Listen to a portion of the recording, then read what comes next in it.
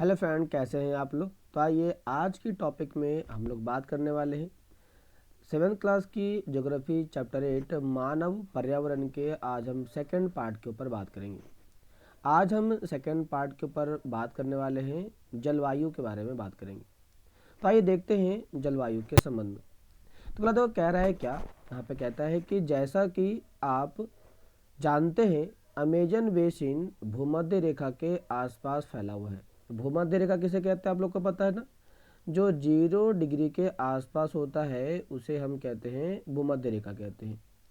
इसके आसपास वाले क्षेत्रफल को या इसके आसपास वाले एरिया को हम कहते हैं भूमध्य रेखा कहते हैं इसे 0 डिग्री को, और इसके आसपास का जो एरिया होता है उसे भूमध्य जलवायु कहते हैं। कहता है कि और पूरे वर्ष यहाँ गर्म और नम जलवायु रहती है। गर्म और नम जलवायु क्यों रहती है, इसका भी रीज़न है। क्योंकि आपको पता है कि हमारे पास ये जो 0 डिग्री है, इस 0 डिग्री के आसपास सनलाइट डायरेक्ट पड़ता रहता है। इसीलिए यहाँ का जो तापमान होता है, यहाँ का जो टेम्परेचर होता है काफ़ी ज़्यादा होता है। और जब यहाँ पर ज़्यादा टेम्परेचर होगा तो ऑटोमेटिक ही यहाँ पर पानी का वेपराइजेशन होगा, पानी यहाँ पर बाष्पीकृत होगी, ऊपर उड़ेगी। इसीलिए यहाँ के एटमॉस्फेयर में आपको क्या मिलेंगे, तो यहाँ पर आपको नमी की मात्रा ज़्यादा पाई जाएगी।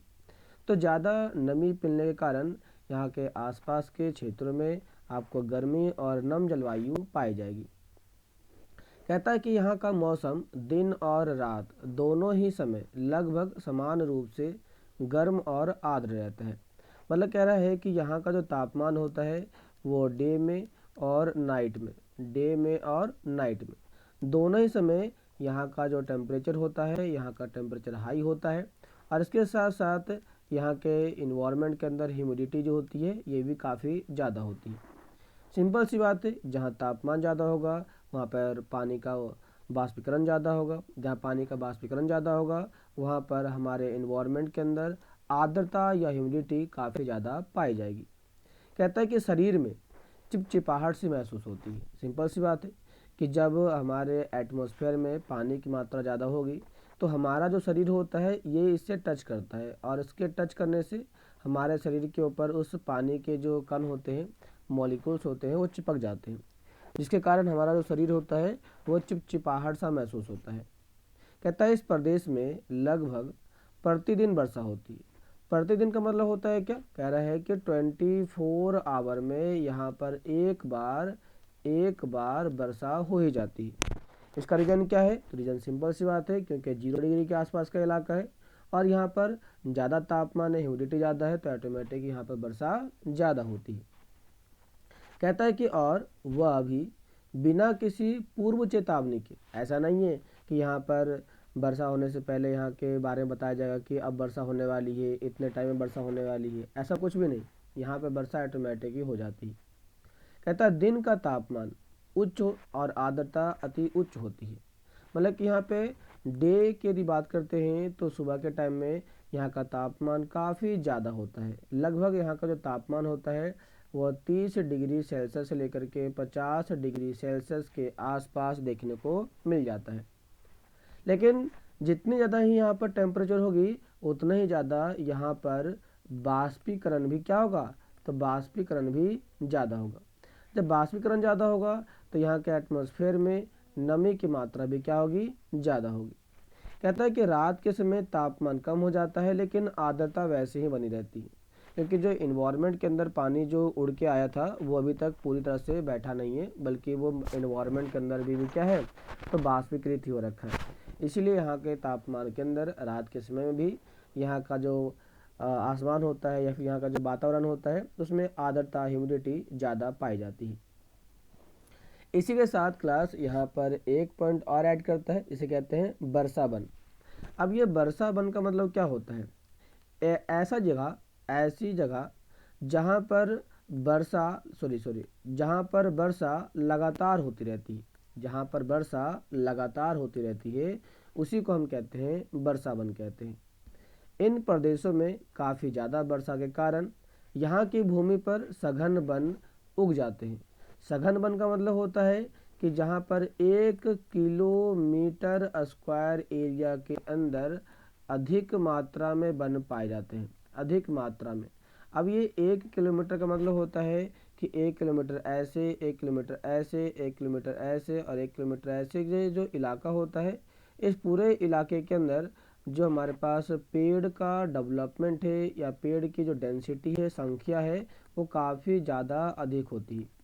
इसी को हम कहते हैं क्या, सघन वन कहते हैं। कहता है वन इतने सघन होते हैं कि पत्तियाँ तथा शाखाओं से छत सी बन जाती है, क्योंकि यहाँ पर इतने ज़्यादा पेड़ पौधे होते हैं, इतने ज़्यादा पेड़ पौधे होते हैं कि इनके जो पत्ते होते हैं, इन पत्तों के माध्यम से नीचे वाले हिस्से से देखा जाए तो ये एक छत का रूप धारण कर लेता है, छत की तरह बन जाती है, क्योंकि यहाँ से जो सनलाइट होता है वो सनलाइट नीचे की ओर आ ही नहीं पाता है। इसीलिए यहाँ पर छोटे छोटे जो पौधे होते हैं वह डेवलप तो हो ही नहीं पाते हैं, वो यहाँ पर विकास कर ही नहीं पाते हैं। कहता है जिसके कारण सूर्य का प्रकाश धरातल तक नहीं पहुँच पाता है।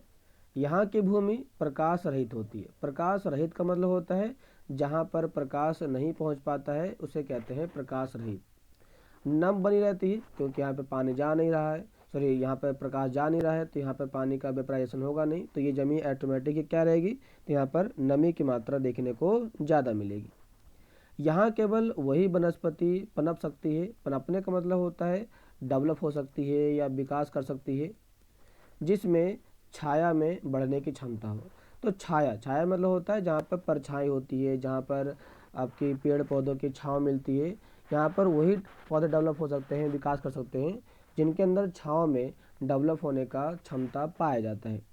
जैसे कि कहता है कि परजीवी पौधों के रूप में यहाँ आर्किड और ब्रोमिलाइड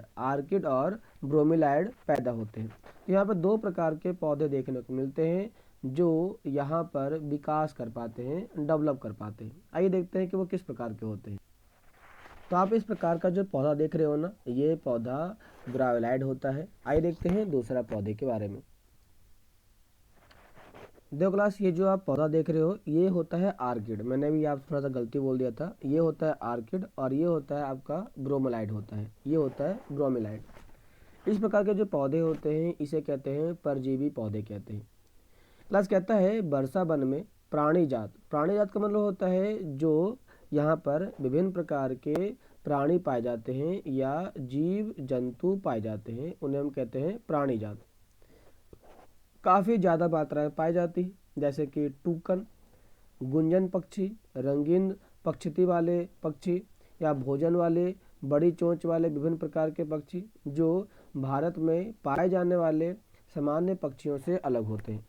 अब यदि आप बगल में देख रहे होंगे, ये जो आप देख रहे हैं टूकन, ये इस प्रकार की पक्षी होती है जो यहाँ पर खाना खाने के लिए या कह सकते हो कि भोजन खाने के लिए इनके चोंच ज़्यादा बड़े बड़े होते हैं। यहाँ पर एक दिया गया है इन्फॉर्मेशन ब्रोमीलाइड के बारे में।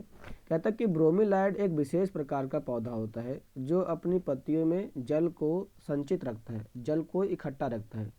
मेंढक जैसे प्राणी इस जल के पॉकेट का उपयोग अंडा देने के लिए करते हैं और यहीं पर वो अंडा देते हैं जिसमें उनके बच्चे विकास करते हैं और फिर उसी के माध्यम से ये लोग अपने आप को डेवलप कर पाते हैं।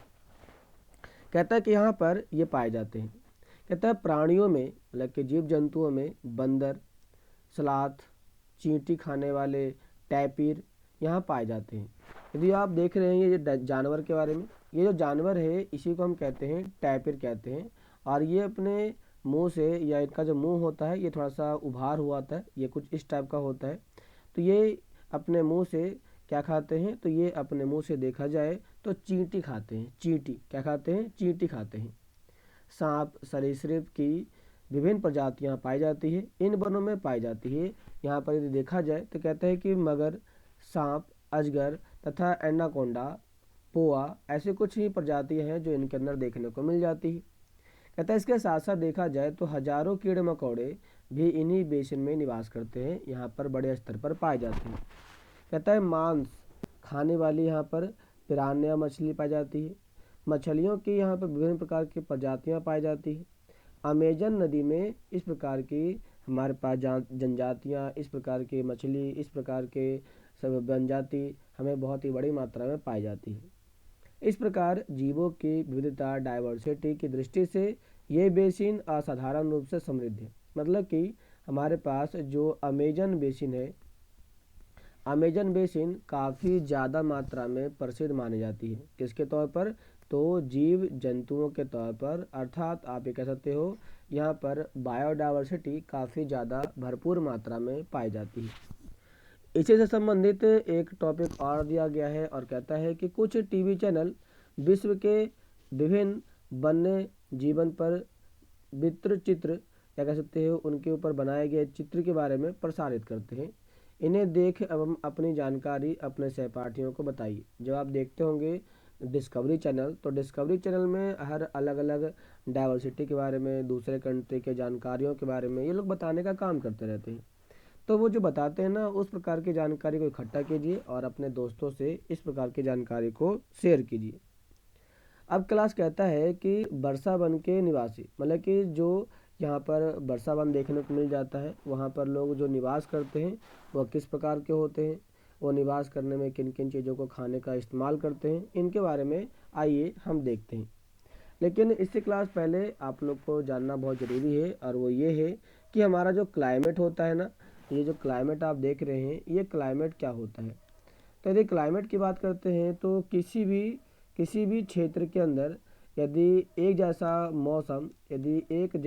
मौसम लगभग 30 सालों तक एक जैसा बना रहता है, तो उसी को हम कहते हैं जलवायु कहते हैं। उसी को हम क्या कहते हैं? जलवायु कहते हैं। ठीक है ना। तो हर एक देश की जो जलवायु होती है वह उस जगह के मौसम के लंबे समय तक एक जैसे बने रहने की अवस्था को ही हम जलवायु कहते हैं। ये एक टाइप की एवरेज टाइम होती है जिसे हम यहाँ पर रिपीट करने का काम करते हैं। क्लास आगे हमारे पास क्लास कहता है क्या? आगे कहता है वर्षा वन के निवासी के बारे में बात करते हैं। तो क्लास इसको हम नेक्स्ट वीडियो में कवर करेंगे, ताकि मैं इससे संबंधित कुछ और भी जानकारी आपको बताने में समर्थ हो सकूं। तो आज के लिए इतना ही। एक ऐसा लगा जरूर बताइए और वीडियो को सब्सक्राइब लाइक जरूर करें। तो मिलते हैं नेक्स्ट क्लास में, तब तक के लिए धन्यवाद।